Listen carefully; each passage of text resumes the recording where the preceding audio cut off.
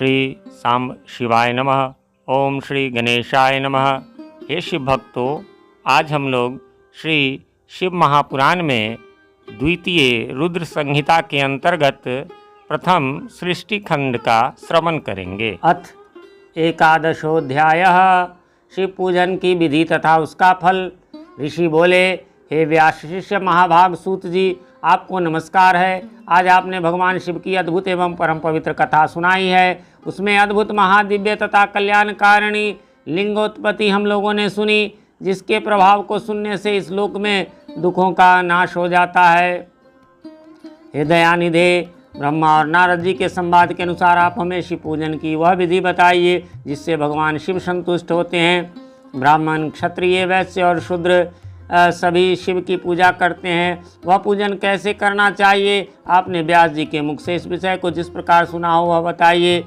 महर्षियों का वह कल्याणप्रद एवं श्रुति सम्मत वचन सुनकर सूत जी उन मुनियों के प्रश्न के अनुसार सब बातें प्रसन्नतापूर्वक बताने लगे। सूत जी बोले, मुनीश्वरों, आप लोगों ने बहुत अच्छी बात पूछी है, परंतु वह रहस्य की बात है। मैंने इस विषय को जैसा सुना है और जैसी मेरी बुद्धि है उसके अनुसार आज कह रहा हूँ। जैसे आप लोग पूछ रहे हैं उसी तरह पूर्व काल में व्यास जी ने सनत कुमार जी से पूछा था, फिर उसे उपमन्यु जी ने भी सुना था। तब व्यास जी ने शिव पूजन आदि जो भी था उसे सुनकर लोकहित में की कामना से मुझे पढ़ा दिया था। इस विषय को भगवान श्री कृष्ण ने महात्मा उपमन्यु से सुना था। पूर्व काल में ब्रह्मा जी ने नारद से इस विषय में जो कुछ कहा था वही इस समय मैं कहूँगा। ब्रह्मा जी बोले, हे नारद, मैं संक्षेप में लिंग पूजन की विधि बता रहा हूँ, सुनिए। हे मुने, इसका वर्णन 100 वर्षों में भी नहीं किया जा सकता है। जो भगवान शंकर का सुखमय, निर्मल एवं सनातन रूप है, सभी मनोवांछित फलों की प्राप्ति के लिए उसका उत्तम भक्ति भाव से पूजन करे। दरिद्रता, रोग, दुख तथा शत्रुजनित पीड़ा, ये 4 प्रकार के पाप कष्ट तभी तक रहते हैं जब तक मनुष्य भगवान शिव का पूजन नहीं करता है। भगवान शिव की पूजा होते ही सारे दुख विलीन हो जाते हैं और समस्त सुखों की प्राप्ति हो जाती है। तत्पश्चात समय आने पर उपासक की मुक्ति भी हो जाती है। जो मानव शरीर का आश्रय लेकर मुख्यतया संतान सुख की कामना करता है, उसे चाहिए कि संपूर्ण कार्यों और मनोरथों के साधक महादेव जी की पूजा करे। ब्राह्मण, क्षत्रिय, वैश्य और शूद्र भी संपूर्ण कामनाओं तथा प्रयोजनों की सिद्धि के लिए क्रम से विधि के अनुसार भगवान शंकर की पूजा करें। प्रातःकाल ब्रह्मा मुहूर्त में उठकर गुरु तथा शिव का स्मरण करके पुनः तीर्थों का चिंतन करके भगवान विष्णु का ध्यान करें। हे मुने, इसके बाद मेरा देवताओं का और मुनि आदि का भी स्मरण चिंतन करके स्तोत्र पाठ पूर्वक शंकर जी का विधि पूर्वक नाम ले। उसके बाद सैया से उठकर निवास स्थान से दक्षिण दिशा में जाकर मल त्याग करे। हे मुने, एकांत में मलोत्सर्ग करना चाहिए। उससे शुद्ध होने के लिए जो विधि मैंने सुन रखी है, आप लोगों से उसी को आज कहता हूँ, मन को एकाग्र करके सुने। ब्राह्मण गुदा की शुद्धि के लिए 5 बार मिट्टी का लेप करे और धोए। क्षत्रिय 4 बार, वैश्य 3 बार और शूद्र 2 बार विधि पूर्वक गुदा की शुद्धि के लिए उसमें मिट्टी लगाए। लिंग में भी 1 बार प्रयत्न पूर्वक मिट्टी लगानी चाहिए। तत्पश्चात बाएं से 10 बार और दोनों हाथों से में 7 बार मिट्टी लगाए। हे तात, प्रत्येक पैर में 3-3 बार मिट्टी लगाए। फिर दोनों हाथों में भी 3 बार मिट्टी लगाकर धोए। स्त्रियों को शूद्र की भांति अच्छी तरह मिट्टी लगानी चाहिए। हाथ पैर धोकर पूर्ववत शुद्ध मिट्टी का संग्रह करना चाहिए। इसके बाद मनुष्य को अपने वर्ण के अनुसार दातौन करना चाहिए। ब्राह्मण को 12 अंगुल की दातौन करनी चाहिए, क्षत्रिय 11 अंगुल, वैश्य 10 अंगुल और शूद्र को 9 अंगुल दातौन करें। दातौन का यह मान बताया गया है। मनुस्मृति के अनुसार काल दोष का विचार करके ही दातौन करे या त्याग दें। हे तात, षष्ठी, प्रतिपदा, अमावस्या, नवमी व्रत का दिन है। सूर्यास्त का समय, रविवार तथा श्राद्ध दिवस ये दंत धावन के लिए वर्जित है। दंत धावन के पश्चात तीर्थ आदि में विधि पूर्वक स्नान करना चाहिए। विशेष देश काल आने पर मंत्रोच्चार पूर्वक स्नान करना चाहिए। स्नान के पश्चात पहले आचमन करके धुला हुआ वस्त्र धारण करें। फिर सुंदर एकांत स्थल में बैठकर संध्या विधि का अनुष्ठान करें। यथायोग्य संध्या विधि करके पूजा का कार्य आरंभ करें। मन को सुस्थिर करके पूजा गृह में प्रवेश कर वहाँ पूजन सामग्री लेकर सुंदर आसन पर बैठे। पहले न्यास आदि करके क्रमशः महादेव जी की पूजा करें। शिव की पूजा से पहले गणेश जी की, द्वारपालों की और दिक्पालों की भली भांति पूजा करके बाद में देवता के लिए पीठ की स्थापना करें, अथवा अष्टकमल दल बनाकर पूजा द्रव्य के समीप बैठकर उस कमल पर ही भगवान शिव को समासीन करें। तत्पश्चात 3 बार आचमन करके पुनः दोनों हाथ धोकर 3 प्राणायाम करके मध्यम प्राणायाम अर्थात कुंभक करते समय त्रिनेत्रधारी भगवान शिव का इस प्रकार ध्यान करें। उनके 5 मुख हैं, 10 भुजाएं हैं, 10 शुद्ध स्फटिक के समान उनकी कांति है। वे सब प्रकार के आभूषणों से विभूषित हैं तथा वे व्याघ्र चर्म का उत्तरीय ओढ़े हुए हैं। उनके सारूप्य की भावना करके मनुष्य सदा के लिए अपने पाप को भस्म कर डाले। इस प्रकार की भावना से युक्त होकर वहाँ पर शिव को प्रतिष्ठापित कर उन परमेश्वर की पूजा करे। शरीर शुद्धि करके मूल मंत्र का क्रमशः न्यास करे अथवा सर्वत्र प्रणव से ही षडंगन्यास करे। इस प्रकार हृदय आदि न्यास करके पूजा आरंभ करे। पाद्य, अर्घ्य और आचमन के लिए पात्रों को तैयार करके रखे। बुद्धिमान पुरुष विधि पूर्वक भिन्न भिन्न प्रकार के 9 कलश स्थापित करें। उन्हें कुशाओं से ढककर कुशाओं से ही जल लेकर उन सब का प्रोक्षण करें। उन सभी पात्रों में शीतल जल डालें। तत्पश्चात बुद्धिमान पुरुष देखभाल कर प्रणव मंत्र के द्वारा उनमें इन द्रव्यों को डाले। खस और चंदन को पाद्य पात्र में रखे। चमेली के फूल, शीतल चीनी, कपूर, बड़ की जड़ तथा तमाल, इन सब को यथोचित रूप से कूट पीसकर चूर्ण बनाकर आचमनीय पात्र अर्थात पंचपात्र में डाले। यह सब चंदन सहित सभी पात्रों में डालना चाहिए। देवादिदेव महादेव के पार्श्व भाग में नंद ईश्वर का पूजन करें। गंध, धूप, दीप आदि विविध उपचारों से शिव की पूजा करें।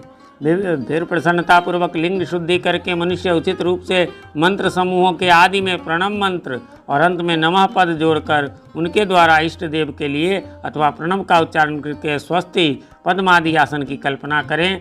पुनः यह भावना करें कि इस कमल का पूर्व दल साक्षात अनिमा नामक ऐश्वर्य रूप तथा अविनाशी है। दक्षिण दल लघिमा है और पश्चिम दल महिमा है। उत्तर दल प्राप्ति है। अग्निकोण का दल प्राकाम्य है। नृत्य कोण का दल ईशित्व है। वायव्य कोण का दल वाशित्व है। ईशान कोण का दल सर्वज्ञत्व है और उस कमल की कर्णिका को सोम कहा जाता है। इस सोम के नीचे सूर्य है, सूर्य के नीचे यह अग्नि है और अग्नि के भी नीचे धर्म आदि की क्रमशः कल्पना है करें। इसके पश्चात चारों दिशाओं में अव्यक्त आदि की तथा सोम के नीचे तीनों गुणों की कल्पना करें। इसके बाद ओम सद्यो जातम प्रपद्यामि इत्यादि मंत्र से परमेश्वर शिव का आवाहन करके ओम वामदेवाय नमः इत्यादि वामदेव मंत्र से उन्हें आसन पर विराजमान करे। फिर ओम तत्पुरुषाय विद्महे इत्यादि रुद्र गायत्री का द्वारा इष्ट देव का सानिध्य प्राप्त करके उन्हें ओम अघोरेभ्योऽथ इत्यादि अघोर मंत्र से वहाँ निरुद्ध करें। तत्पश्चात ओम ईशान सर्व विद्यानाम इत्यादि मंत्र से आराध्य देव का पूजन करें। पाद्य और आचमनीय अर्पित करके अर्घ दे। तत्पश्चात गंध और चंद मिश्रित जल से विधि पूर्वक रुद्रदेव को स्नान कराएं। फिर पंचगव्य निर्माण की विधि से 5 द्रव्यों को एक पात्र में लेकर प्रणव से ही अभिमंत्रित करके उन मिश्रित गव्य पदार्थों द्वारा भगवान को स्नान कराएं। तत्पश्चात पृथक पृथक दूध, दही, मधु, गन्ने के रस तथा घी से नहलाकर समस्त अभिष्टों के दाता और हितकारी पूजनीय महादेव जी का प्रणव के उच्चारण के साथ पवित्र द्रव्यों द्वारा अभिषेक करे। साधक श्वेत वस्त्र से उस जल को यथोचित रीति से छान ले और पवित्र जल पात्रों में मंत्रोच्चारण पूर्वक जल डाले। जलधारा तब तक बंद न करे जब तक इष्ट देव को चंदन न चढ़ाए। तब सुंदर अक्षतों द्वारा प्रसन्नतापूर्वक शंकर जी की पूजा करें। उनके ऊपर कुश, अपामार्ग, कपूर, चमेली, चंपा, गुलाब, श्वेत कनेर, बेला, कमल और उत्पल आदि भांति भांति के अपूर्व पुष्पों एवं चंदन से उनकी पूजा करें। परमेश्वर शिव के ऊपर जल की धारा गिरती रहे, इसकी भी व्यवस्था करें। जल से भरे भांति भांति के पात्रों द्वारा महेश्वर को स्नान कराएं। इस प्रकार मंत्रोच्चारण पूर्वक समस्त फलों को देने वाली पूजा करनी चाहिए। हे तात, अब मैं आपको समस्त मनोवांछित कामनाओं की सिद्धि के लिए उन पूजा संबंधी मंत्रों को भी संक्षेप में बता रहा हूँ, सावधानी के साथ सुनिए। पावमान मंत्र से, वांगम्मे इत्यादि मंत्र से, रुद्र मंत्र से, नील रुद्र मंत्र से, सुंदर एवं शुभ पुरुष सूक्त से, श्री सूक्त से, सुंदर अथर्व शीर्ष के मंत्र से, आ नो भद्रा इत्यादि शांति मंत्र से, शांति संबंधी दूसरे मंत्रों से, भारुंड मंत्र और अरुण मंत्रों से, अर्थाभिष्टाम तथा देवव्रत शाम से, अभित्वा इत्यादि रथंतर शाम से, पुरुष सुक्त से, मृत्युंजय मंत्र से तथा पंचाक्षर मंत्र से पूजा करें। 1 सहस्त्र अथवा 101 जलधाराएं वैदिक विधि से शिव के नाम मात्र से प्रदान करें। तदनंतर भगवान शंकर के ऊपर चंदन और फूल आदि चढ़ाए, प्रणव से तांबुल आदि अर्पित करें। इसके बाद जो स्फटिक मणि के समान निर्मल, निष्कल, अविनाशी, सर्वलोक कारण, सर्वलोकमय परम देव हैं, जो ब्रह्मा, इंद्र, उपेंद्र, विष्णु आदि देवताओं को भी गोचर न होने वाले वेदवेत्ता विद्वानों के द्वारा वेदांत में मनमानी से अगोचर बताए गए, जो आदि मध्य अंत से रहित समस्त योगियों के लिए औषध रूप शिव तत्व के नाम से विख्यात तथा शिवलिंग के रूप में प्रतिष्ठित हैं, उन भगवान शिव का शिवलिंग के मस्तक पर प्रणव मंत्र से ही पूजन करे। धूप, दीप, नैवेद्य, सुंदर तांबूल, सुरम्य आरती, स्तोत्रों तथा नाना प्रकार के मंत्रों एवं नमस्कारों द्वारा यथोक्त विधि से उनकी पूजा करे। तत्पश्चात अर्घ देकर भगवान के चरणों में फूल बिखेर कर और साष्टांग प्रणाम करके देवेश्वर शिव की आराधना करें। इसके बाद हाथ में फूल लेकर खड़ा होकर के दोनों हाथ जोड़कर इस मंत्र से सर्वेश्वर शंकर की पुनः प्रार्थना करें। हे शिव, मैं अनजान में अथवा जानबूझकर जो जप पूजा आदि कर्म किए हों वे आपकी कृपा से सफल हों। इस प्रकार पढ़कर भगवान शिव के ऊपर प्रसन्नतापूर्वक फूल चढ़ाएं। तत्पश्चात स्वस्ति वचन करके नाना प्रकार की आशी ही प्रार्थना करें। फिर शिव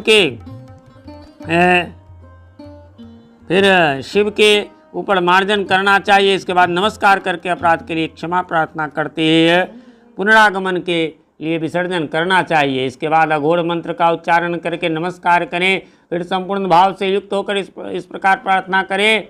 प्रत्येक जन्म में शिव में मेरी भक्ति हो, शिव में भक्ति हो, शिव में भक्ति हो। आपके अतिरिक्त दूसरा कोई मुझे शरण देने वाला नहीं है। हे महादेव, आप ही मेरे शरण दाता हैं। इस प्रकार प्रार्थना करके पराभक्ति के द्वारा संपूर्ण सिद्धियों के दाता देवेश्वर शिव का पूजन करें। विशेषतः गले की ध्वनि से भगवान को संतुष्ट करें। तत्पश्चात परिवारजनों के साथ नमस्कार करके अनुपम प्रसन्नता प्राप्त करके समस्त लौकिक कार्य सुखपूर्वक करता रहे। जो इस प्रकार शिव भक्ति परायण होकर प्रतिदिन पूजन करता है उसे अवश्य ही पग पग पर सब प्रकार की सिद्धि प्राप्त होती है। वह उत्तम वक्ता होता है तथा उसे मनोवांछित फल की निश्चय ही प्राप्ति होती है। रोग, दुख, शोक, दूसरों के निमित्त से होने वाला उद्वेग, कुटिलता, विष तथा अन्य जो कष्ट उपस्थित होता है उसे कल्याणकारी परम शिव अवश्य नष्ट कर देते हैं। उस उपासक का कल्याण होता है। जैसे शुक्ल पक्ष में चंद्रमा बढ़ता है वैसे ही शंकर की पूजा से उसमें अवश्य ही सद्गुणों की वृद्धि होती है। हे मुनि श्रेष्ठ, इस प्रकार मैंने शिव की पूजा का विधान आपको बताया। हे नारद, अब आप और क्या पूछना तथा सुनना चाहते हैं। इस प्रकार श्री शिव महापुराण के अंतर्गत द्वितीय रुद्र संहिता के प्रथम खंड में सृष्टि उपाख्यान में शिव पूजा विधि वर्णन नामक 11वां अध्याय पूर्ण हुआ।